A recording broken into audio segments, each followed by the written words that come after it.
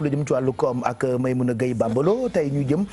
ci poids de l'économie ci programme candidat yi ci wàllu présidentiel loolu itam am na solo parce que ñun ndënd yi rek la ñuy dégg mais am na loo xam ne ni itam war nañ ci bàyyi xel muy lan lu muy jur defe naa ci wàllu koom lu muy jur ak fan la jëmale Sénégalais yi dans la mesure où dañuy dégg très souvent nit yi naan candidat bi programme am baax na candidat bi programme am riche na donc on s'est attaché les services d'un économiste nekk professeur UCAD moom mu décortiquer ñu lan la économie di def ci poids li nga xamante ni moom mooy programme candidat yi et éventuellement nan lañ mën a def ba xam ni programme bi baax na wala bii moo gën a diis beneen programme dañ ko déglu dellu si waat ci plateau bi. réew moom lu koy jëmale kanam lu koy suñu naatal mooy mbirum koom ñu wax économie donc nit bu bëggee jiite réew war na présenter population bi électeurs yi programme boo xamante ne bii dañ leen permettre jëm ci kanam donc ci lépp loo xamante ne nekk ci programme jàpp naa ne domaine boobu point boobu tëbb ci économie moo ci ëpp solo parce que boo xoolee souvent les programmes yi donc en tant que bu leen analyste voilà li ñu ciy gis mooy ne ça den wax ci économie malheureusement donc ci communication bi dafay des bu baax a baax loolu aussi am na lu ko waral li ko waral mooy électeurs yi ñu si bëri parce que population bi ñàkk la ñu si bëri souvent duñ accorder beaucoup d'importance ci programme yooyu parce que dafa nekk ñoo xam ne dañuy am benn attachement ci seen leader politique et que leader bi la ñuy déglu jàppale ko surtout programme bi leen présenté est-ce que mooy programme bi gën a pertinent est-ce que mooy programme bi nga xam ne jàpp nañ mën a suuxat dëkk bi en tout cas ñi ciy tenir en compte bariwul noonu ñun même université seen étudiants yi parfois ma ñu posé ay questions de tester tuuti vous avez voté mais est-ce que vous avez jël ngeen temps comparer programme yi tel candidat et tel candidat ñi dañ lay retaan sax ne la non defuñ ko léegi nag ñi nga xamante bi sax mën nañu lire bu nente ne amul temps boobu def ko rawatina ñi nga xam ne ñu ci bëri amul lire ñu def dara donc yooyu généralement bokk na ci li handicapé voilà mais candidat yi seen bopp nag ñoom ñoo war a mettre l'accent sur ça c'est-à-dire que gën a valoriser point économique yi et que ci seen base yi nit ñi organiser ay waxtaan yu bari yoo xamante ne bii dañ mettre l'accent ci seen programme fan la mën a jëmee réew mi et que par ailleurs même booy battre campagne ak di convaincre kenn nga ne ko ñun kat lii ak lii dañ proposé ci pour jëmale réew mi kanam man je pense que loolu moom bu ñu ko defee vraiment nit ñi dañ mën a accorder plus d'importance donc ci programme xam nga d'abord booy wax programme parce que bu ñu wax moom programme politique économique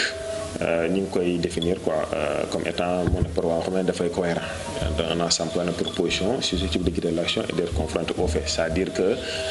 ci li ngay def lépp dafa war am benn cohérence globale d'ensemble cohérence boobu aussi moo la war a mën a guider ci li ngay def te que boo demee plus tard ci ndorteel li ba ci mujjanteel gi noonu bala ngay war a ñëwaat laajaat dara da nga wax ne man kat fii laa jël réew mi fii laa ko andi voilà su boobaa nag da nga naan man ci bu lii ak léegi laa compte def voilà te li nga war a compte def aussi il faut aller plus loin c'est-à-dire que war nga mën a wax sax nit ñi foo jëlee moyens parce que un programme doit être budgétisé war nga mën a wax ne lii ak léegi laa réalisé fii la mooy jóge lii ak lii laa ci mën a def te aussi foo mu toll war nga mën di wax population yi li nga defagum ak li ci des sans pour autant nag nga mettre en avant une coloration politique parce que souvent loolu aussi bokk na ci l'état de suñu dëkk yi lépp lu ñu def rek politique lañu mettre en avant alors que parfois c'est des choses externes. Voilà. Docteur Mor Gassama xam-xamam màcc na ci wàllu économie lépp loo xam ne jëm na ci wàllu koom ndaxte professeur chercheur la en économie mu doon expliquer programme mu candidat yi ci élection présidentielle yeeg nu mu war a laalee ak lépp loo xam ne jëm na ci wàllu koomuk dëkk. koomuk dëkk Pape Cheikh mais moom lu ñu mën a jàpp ci li mu expliquer yëpp dafa ni que programme bi il faut nit yi xam déjà fan la leen jëlee fan la leen di jëmale. et éventuellement lan la ki nga xamante ni moom mooy candidat bi di utiliser comme moyen pour def ko. ak moyen yooyu éventuellement aussi fan la koy jëlee mais nit yi li nga xamante ni nag moom la ñuy gën a saytu si li nga xamante ni mooy programme yooyu mooy déjà dépenses yi baisse est-ce que dépenses publiques yi dina baisser est-ce que impôts yi dina baisser taux de chômage yi donc boo ko faram-fàccee partie importante yi nga xamante ni nit yi war nañ ko mën a xool pour mën a évaluer li nga xamante ni moom mooy programme boobu mooy déjà dépenses publiques yi c'est-à-dire yan dépense le candidat bi prévoir en termes d'infrastructure, en termes de grands projets yi nga xamante ni état bi daf koy mener ak yan part la am si li nga xamante ni moom mooy dépense totale bi. nit ki aussi war na xool li nga xamante ni moom mooy évolution prélèvement yi, c'est-à-dire salariés yi ak ñi nga xamante ni dañu am ay revenu est-ce que état bi dafay yokk si li nga xamante ni moom mooy impôt yi si seen salaire, parce que bu yokkoo dafay impacter si li nga xamante ni moom mooy seen niveau de vie. donc nit yi dañ koy xool ba xam candidat bi bu yéegee dafay yokk li nga xamante ni mooy impôt sur les revenus wala li nga xamante ni mooy IS wala li nga xamante ni mooy yeneen xeetu impôt yi, parce que loolu bu ñu ko yokkee rek dafay wàññi li nga xamante ni moom mooy pouvoir d'achat li nga xamante ni mooy salarié. donc bëri na nit yi nga xamante ni dañ koy xool pour xool si li nga xamante ni mooy programme bi est-ce que prévoir nañu yokk impôt sur le revenu ou pas. aussi dañuy xool li nga xamante ni moom mooy évolution recette publique yi, parce que de façon très générale su ñuy wax recette de l'État dañuy wax li nga xamante ni moom la ñu fay en terme de fiscalité, maanaam port lan la liggéey, maanaam li nga xamante ni mooy douanier yi chaque fois dañuy gis ñu naan on a fait un chiffre d'affaires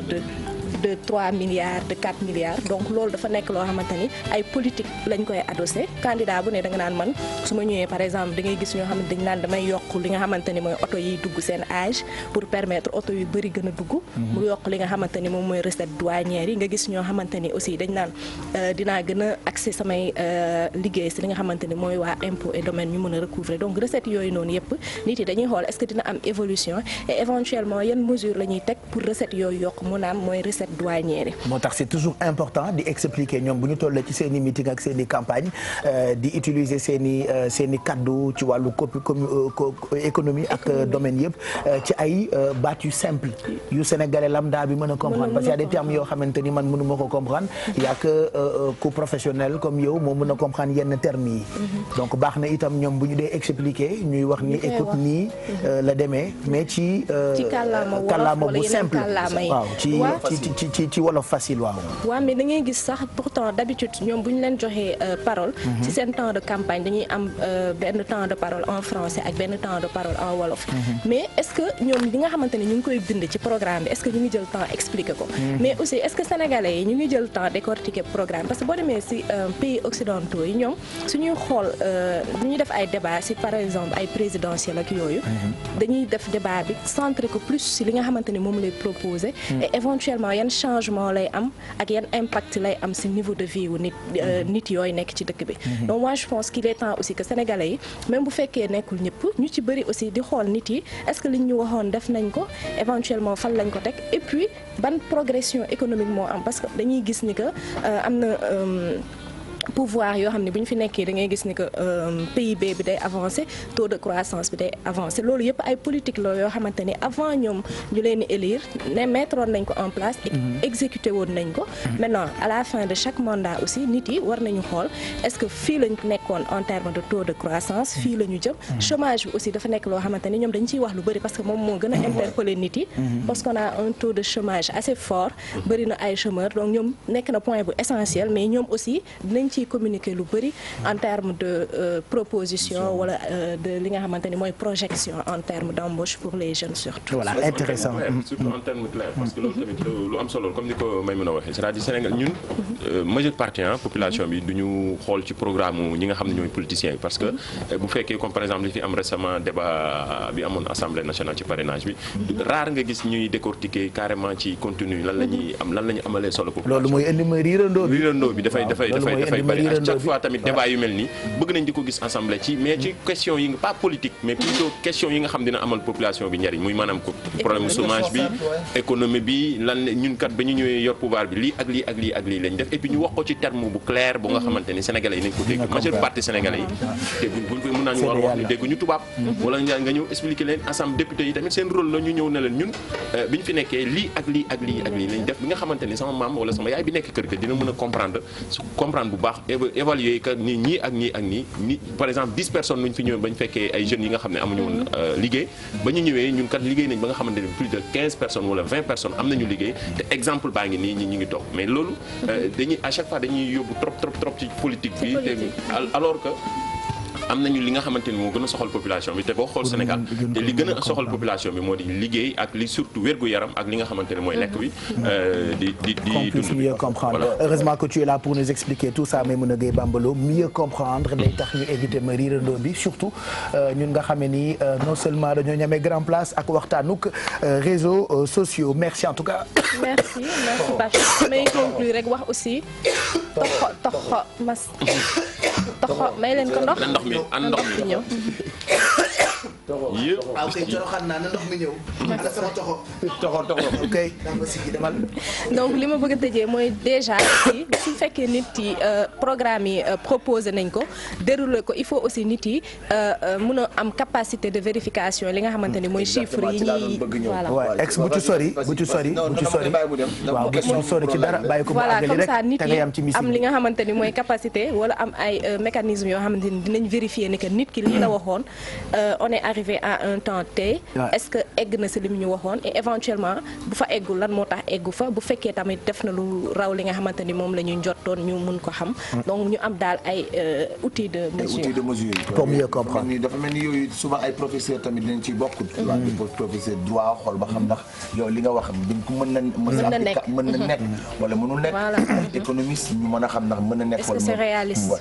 réaliste. donc yooyu yëpp defe naa ne baax na ci Sénégal yi xam ko. ñu utiliser ay termes yoo xamante ne ñu leen ñu ko xam parce que tubaab bi malgré que sax ñoom jàng nañu tubaab bu ñu bindee yenn loi yi da nga gis ni ñëpp ñoo ko mën a toj parce que am nay termes yoo xamante ne mën na andee jiixi jaaxa donc baax na ni ñu expliquer ñu ci wolof ñu xam exactement li ñu wundu lan la ak fii jëm en tout cas merci pour ci leeral éclaircissement yi ci andi mu ngoog intéressant Maïmouna Gueye Bambalo ñu ngi lay gërëm bu baax replay bi ci YouTube bi /TFM